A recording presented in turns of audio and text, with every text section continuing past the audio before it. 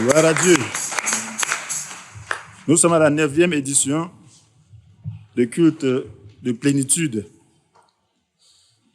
Et le thème d'aujourd'hui, le sous-thème, c'est que l'Esprit descende. Et comme vous avez suivi, nous avons chanté ensemble. Ce chant a été donné spécialement par le Seigneur. Je n'ai pas de don en cette matière, mais il y a près de 10 ans, au petit matin, il y avait une voix angélique qui chantait ce chant. Quand je me suis levé, j'ai commencé à le chanter. Je l'ai même enregistré. Et comme on n'avait pas chanté ensemble, finalement, je n'ai plus chanté. Il y a de cela juste quelques temps, environ un mois, le Seigneur m'a rappelé ce chant. Et il m'a dit que ça devrait être chanté. Mais je ne me souvenais plus de rien. Le téléphone dans lequel je l'avais enregistré n'était plus. Je ne me souvenais plus. J'ai dit, bon, si c'est toi donc qui me parle, si c'est l'Esprit de Dieu qui me parle, qui me rappelle ce chant. Sur le chant même, il m'a rappelé tous les couplets. Donc, cela veut dire que le Seigneur veut qu'on chante. Et ce chant, ce matin, va structurer notre culte, notre message sur le Saint-Esprit. Que l'Esprit descende. Que l'Esprit descende.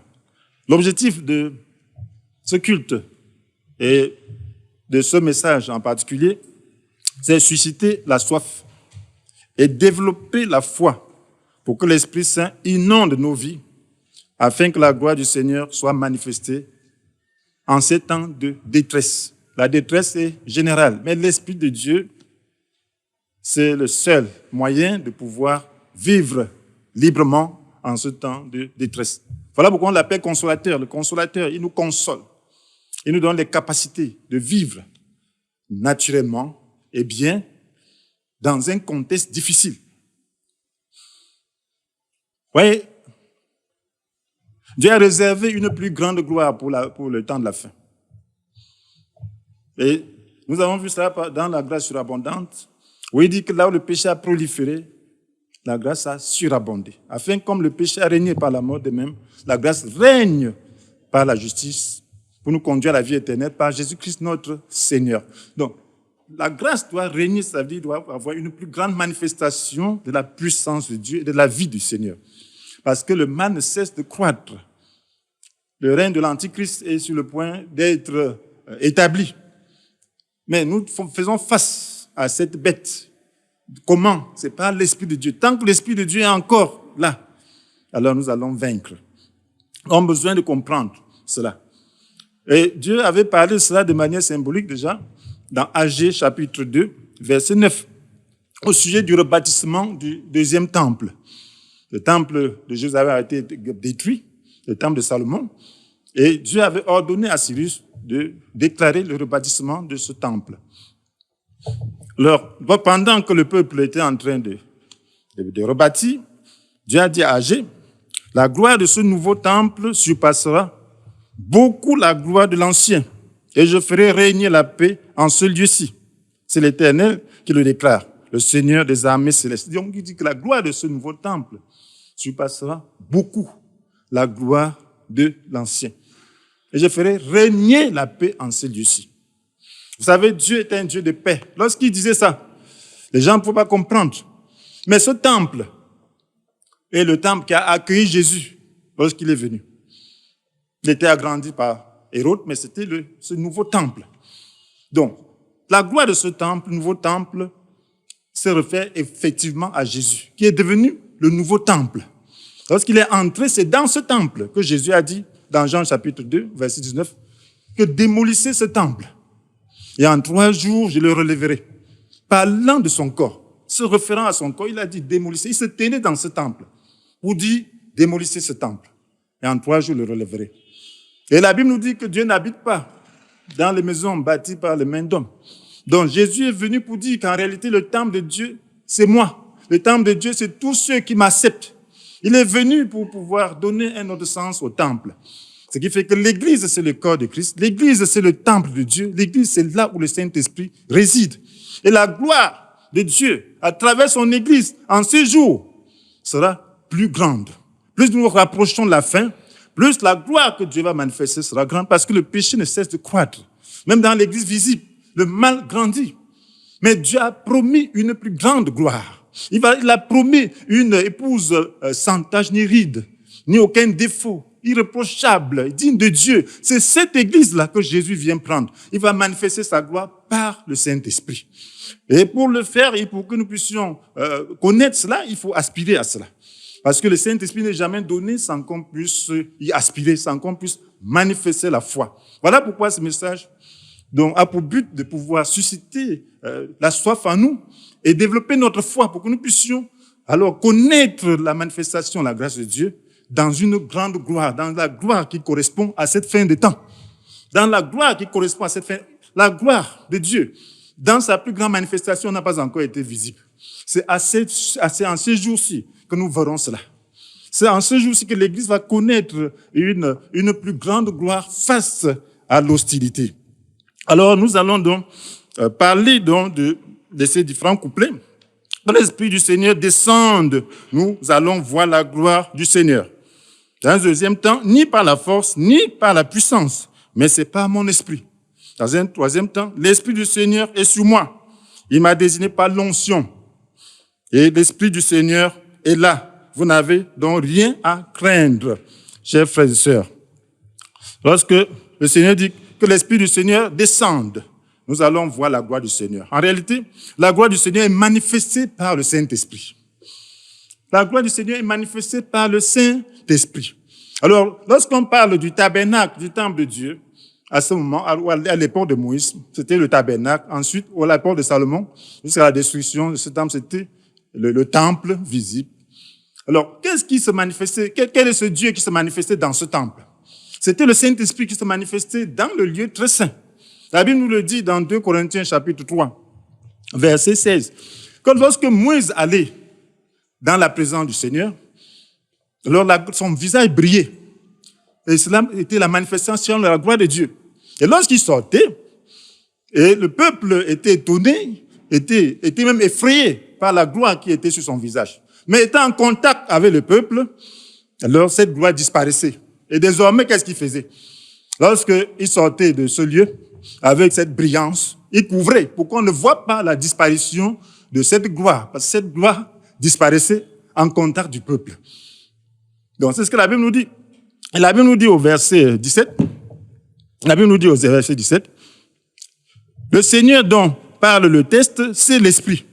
Et là où l'Esprit du Seigneur, là où est l'Esprit du Seigneur, là règne la liberté.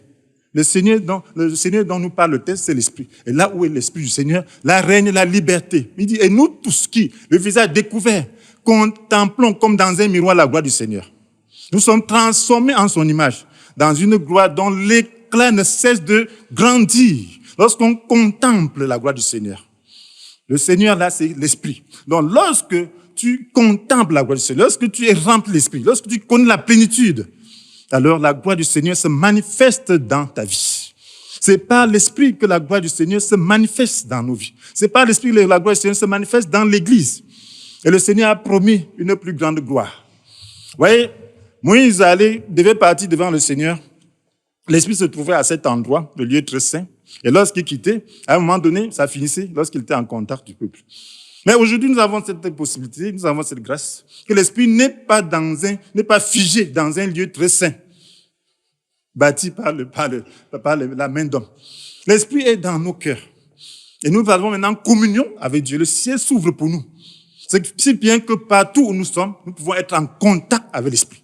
C'est ça la différence. Moïse devait aller dans un lieu bien précis. Voilà pourquoi Jésus vient dire que l'adoration ne se fera pas seulement en un lieu, mais l'adoration se fera en esprit et en vérité. Aujourd'hui, nous avons communion avec Dieu.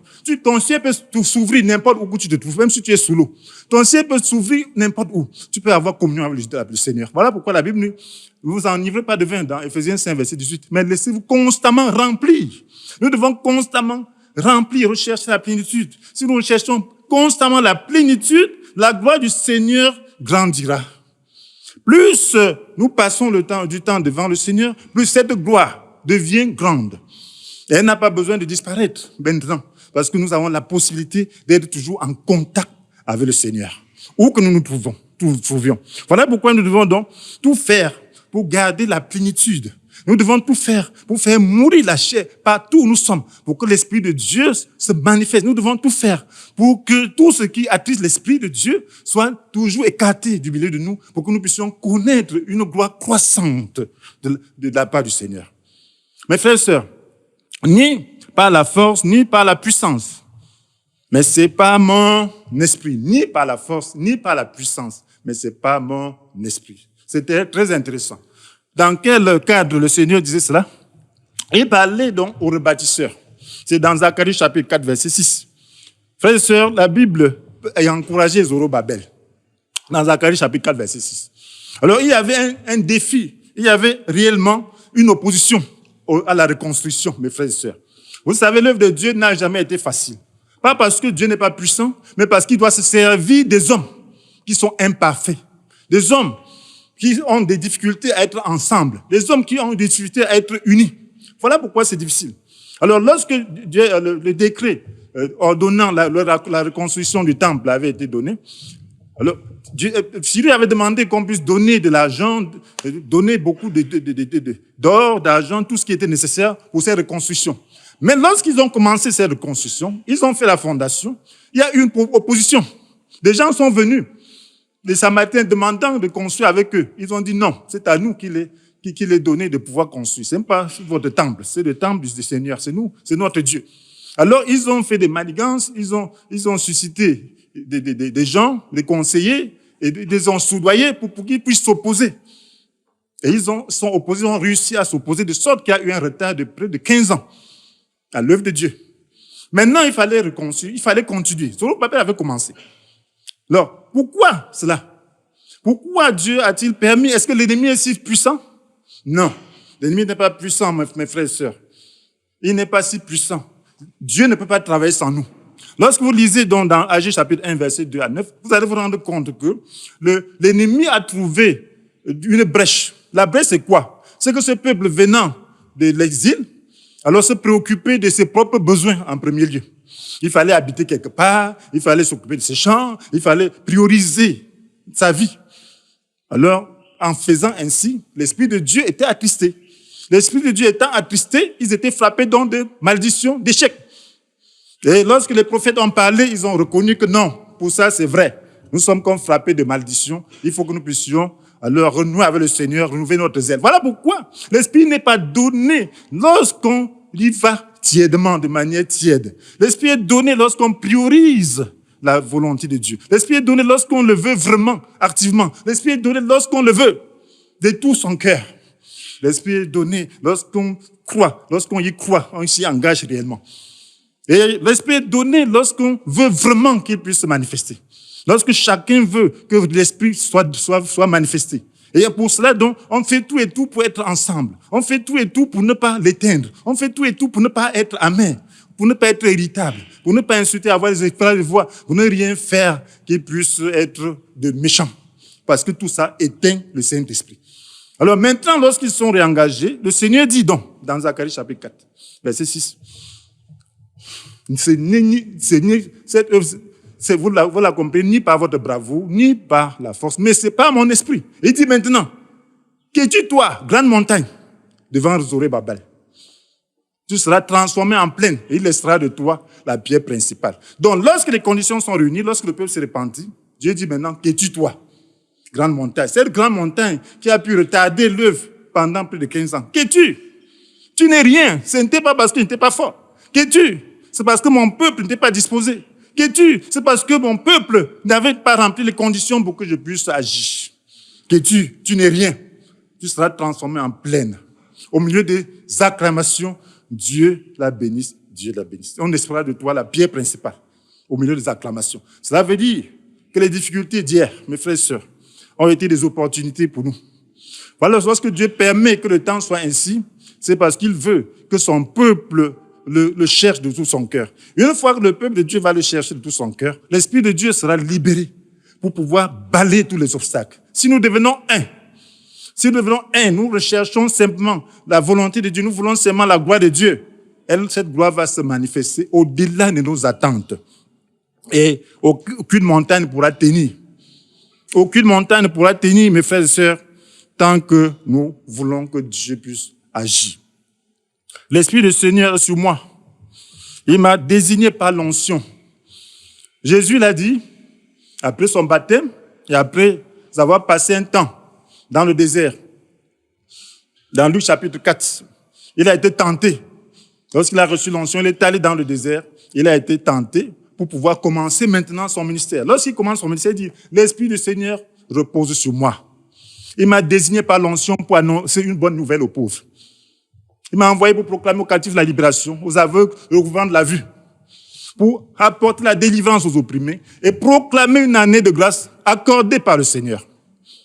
Proclamer une année de grâce accordée par le Seigneur. L'Esprit du Seigneur repose sur moi. Frères et sœurs, c'est très important que nous comprenions ça.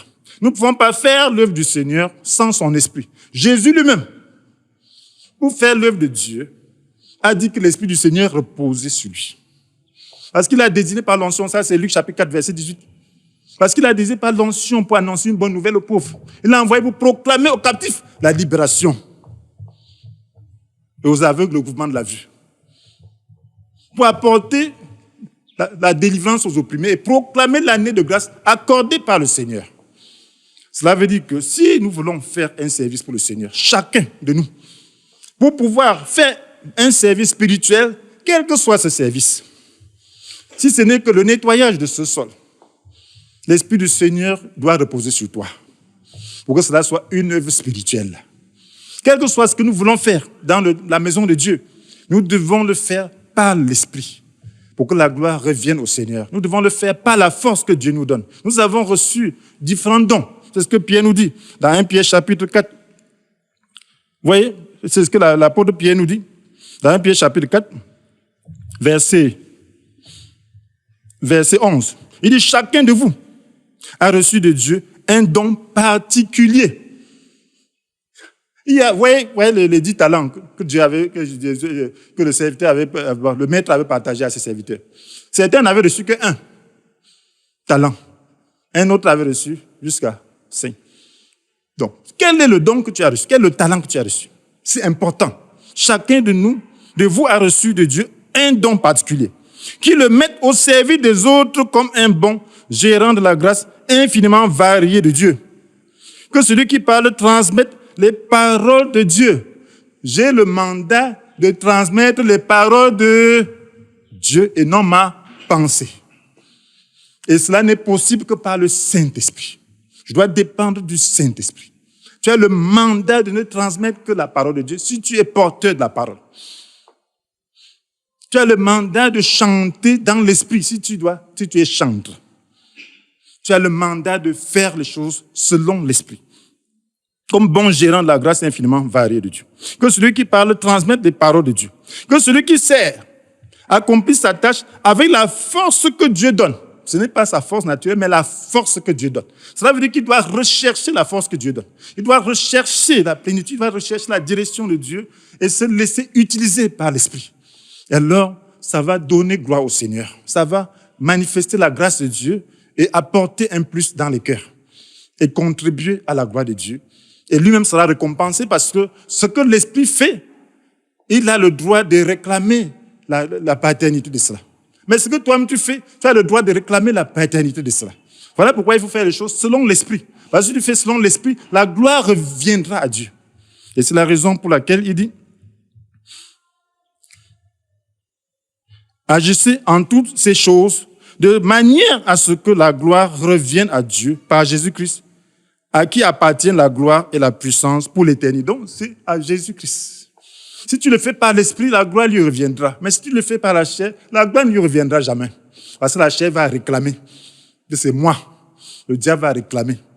Et ce sera une occasion de chute. Voilà pourquoi nous devons être spirituels. Si on ne devient pas spirituel, on ne parviendra pas à la gloire de Dieu. On ne verra pas cette gloire se manifester. La gloire ne se manifeste pas dans la chair. La gloire se manifeste en détruisant la chair. Voilà pourquoi l'église que Dieu veut former, c'est l'église du Saint-Esprit, où chacun est en train de chercher à ce que la chair meure et pour qu'il puisse laisser l'Esprit agir, manifester la gloire de Dieu, au-delà de toute attente. Dieu recherche un tel cadre, Dieu recherche de telles personnes par qui il doit manifester sa gloire et porter cette gloire. et rester l'auteur de la chose. Et si nous nous engageons à cela, cela est possible parce que ce n'est ni par la force, ni par la puissance, mais c'est par mon esprit. Il nous suffit donc de nous engager sur le chemin de l'esprit de tout notre cœur et ne pas jouer avec la chair, parce qu'on ne joue pas avec le feu. La chair est notre ennemi. La chair veut nous voler, la chair veut nous tuer, la chair veut nous détruire. Nous devons donc prendre une position ferme à l'égard de la chair et la mettre à sa place. Cela est possible si nous sommes déterminés. Nous devons donc accepter la croix, nous devons accepter le renoncement, nous devons accepter donc que le Saint-Esprit nous aide. L'Esprit du Seigneur est là. Vous n'avez donc rien à craindre. Mes frères et sœurs, il était question, c'était toujours dans Agé chapitre 2. Le Seigneur a dit, l'Esprit du Seigneur au milieu de vous. Vous n'avez donc rien à craindre. Donc il construisait au milieu d'opposition féroce. L'ennemi continuait à les perturber. Même à travers les autorités, il voulait toujours les perturber.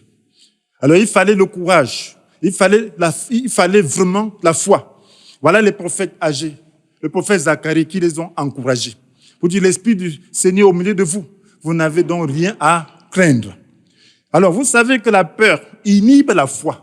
La peur arrête l'action de la foi. Ça a été démontré avec Pierre dans Matthieu chapitre 14. Qu'est-ce que Pierre a fait? Il a vu Jésus marcher sur l'eau. C'est la première fois qu'il voyait cela. Il a dit, c'est toi, Seigneur, permets que je vienne aussi. Il a dit, viens, Pierre. Pierre s'est mis à marcher. Il était content. Mais subitement, il y a eu un vent. Et en portant ses regards sur le vent, il a pris peur. En prenant peur, la foi s'est inhibée. Il s'est mis à s'enfoncer. Jésus était obligé donc de venir le tenir par la main pour qu'il ne se noie pas. La peur inhibe. La peur détruit la foi. Nous devons tout faire pour vaincre la peur. La peur, c'est l'arme d'intimidation, l'arme du diable. Parce que le diable est comme un lion rugissant. Il a le droit de rugir, mais il ne peut pas te toucher n'importe comment. Alors, s'il rugit, tu te mets à trembler, il va venir te dévorer. Donc, lorsqu'il rugit, tu dois savoir en qui tu as cru. Et c'est là pourquoi on parle de la foi. Lorsque Gédéon devait aller combattre les Madianites et toute leur coalition, dans Juge chapitre 7, alors il y avait 32 000 soldats. Ils sont allés. Ça, c'est Juge chapitre 7. Dieu a dit ils sont trop nombreux. S'ils gagnent les Amalécites qui étaient plus de 120 000, ils vont dire que c'était leur force. Ils vont dire que c'est leur force qui les a amenés à faire cela. Parce que Dieu tient à sa gloire. Il a dit cette armée est trop nombreuse. Il a dit bon, que ceux qui ont peur, au point de trembler, qui rentrent chez eux. Il y a eu 22 000 personnes qui avaient peur. Vous allez au combat ayant peur jusqu'à trembler. C'est pas possible. Tu vas te dire un peu trembler. Tu vas mourir même avant le combat. Donc il faut la foi. Ceux-là, ils ont été disqualifiés. Finalement, il est allé ceux qui se donnaient beaucoup de temps, du plaisir au front. C'est-à-dire, en buvant l'eau, ils se faisaient beaucoup de gestes, ils se coupent, bref, ils étaient indulgents sur eux-mêmes. Ils ont été disqualifiés aussi. Si bien qu'ils sont restés seulement 300. 300. Alors, les 300, ce sont eux qui sont allés. Donc, la peur, mes frères, inhibe l'action de l'esprit. La peur empêche que l'esprit de Dieu agisse. Voilà pourquoi l'esprit de Dieu doit nous donner le courage. Parce que Dieu nous a donné un esprit qui, loin de faire nous des lâches, nous rend forts, aimants et réfléchis. Donc, plus tu es rempli de l'esprit, plus tu as le courage. Plus tu es rempli de l'esprit, plus tes émotions sont soumises. Parce que la peur est charnelle. La peur appartient à notre nature, à la manière de voir de l'homme. L'homme ne voit que ce qui est naturel, ce qui est physique. Mais Dieu te permet de voir au-delà. Souvenez-vous du serviteur d'Élisée. Alors, il y avait l'armée syrienne qui est venue pour pouvoir les prendre. Il a pris peur, mais Dieu a dit, Seigneur, ouvre ses yeux. Élisée Dieu a demandé au Seigneur d'ouvrir ses yeux. Qu'est-ce qu'il a vu? Il a vu la montagne pleine de chars de feu. Donc, si tu vois dans le spirituel, alors tu n'auras pas peur. Si Dieu te donne la capacité, si Dieu te donne ses capacités, sa consolation, tu n'auras pas peur. Si tu es rempli du Saint-Esprit, tu n'auras pas peur. Parce que tes sens physiques seront dominés par l'Esprit de Dieu. Tu seras comme dans l'âge. Noé n'avait pas peur du déluge parce qu'il était dans l'âge. Donc plus nous sommes pleins de l'Esprit, moins nous avons peur. Et nous pouvons donc être utiles au Seigneur. En ces jours où le diable intimide, où il y a des vraies menaces, en ces jours où le monde est en train d'aller à la dérive, où le royaume de l'Antichrist est vraiment sur le point d'être mis sur pied, alors on a besoin plus de l'esprit, plus que jamais. Si tu n'as pas l'esprit en plénitude, tu seras agité et dispersé. Et tu ne sauras pas où tu vas. Mais si tu as l'esprit en plénitude, tu auras l'assurance. Si maintenant, le règne de l'Antichrist s'établit, qu'est-ce qu'il y a? On me force à prendre une marque, je refuse. On doit me tuer, on me tue, je veux au ciel. C'est ça, renoncer, je n'ai pas peur. Je ne dois pas avoir peur. Je dois être dans une attitude où je suis prêt à mourir. C'est ce que les chrétiens doivent connaître en ce jour. Mais je dois être dans une grâce surabondante. Tant que je vis, la grâce du Seigneur sera avec moi. Mais si c'est le temps de mourir, je ne refuse pas. Mais tu ne me mettras pas cette marque-là. Tu vas me tuer avant de mettre ça. Tu ne me mettras pas. Parce que c'est que lorsque tu vas mettre ça, je ne pourrai plus être sauvé. Je ne peux pas vivre pour rien et perdre mon éternité. Je vais vivre encore combien de temps sur la terre? Je ne prends pas la marque. Ça, c'est ma position. Je ne prends pas ça. Tout ce qui va contrôler ma tête et je ne serai plus moi-même, je refuse. On me tue, je pars au ciel. Les apôtres sont morts. Martyrs, non? On ne doit pas avoir peur de la mort lorsqu'on est chrétien. La mort, c'est se reposer. C'est comme si tu dormais. Tu te reposes pour attendre le jour de la récompense. Donc, il faut être rempli du Saint-Esprit. Tu dois rechercher le Saint-Esprit à tout moment. Voilà pourquoi la Bible nous dit de ne pas aimer le monde. À un moment donné, il y aura le contrôle total. Celui qui aime le monde va trouver toutes les équations pour prendre la marque de la bête. Il faut être en mesure de se déposséder de tout. Il faut être en mesure d'avoir tout et aussi d'être en mesure de te déposséder de ça pour la gloire du Seigneur. Voilà la position qu'il faut avoir aujourd'hui. Si tu n'as pas cette position, j'ai pitié de toi.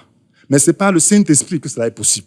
Parce que nous voyons tout ce qu'on a prédit, ce que j'ai lu il y a plus de 25 ans, c'est en train de s'accomplir à mes yeux. Parce que j'ai fait beaucoup d'études sur la fin des temps. Ce qu'on a prédit il y a plus de 25 ans est en train de se faire voir. Vous voulez encore qu'on voit comment? Alléluia. Mais ni par la force, ni par la puissance, mais c'est par mon esprit. Donc, avec l'esprit de Dieu, nous devons chercher davantage l'esprit. Même s'il faut qu'on nous égore tous, on va le faire dans la joie. Amen. Pas dans la peur. On sera dans l'esprit. On sera en train d'être transporté comme Étienne. Amen. En bénissant comme Jésus.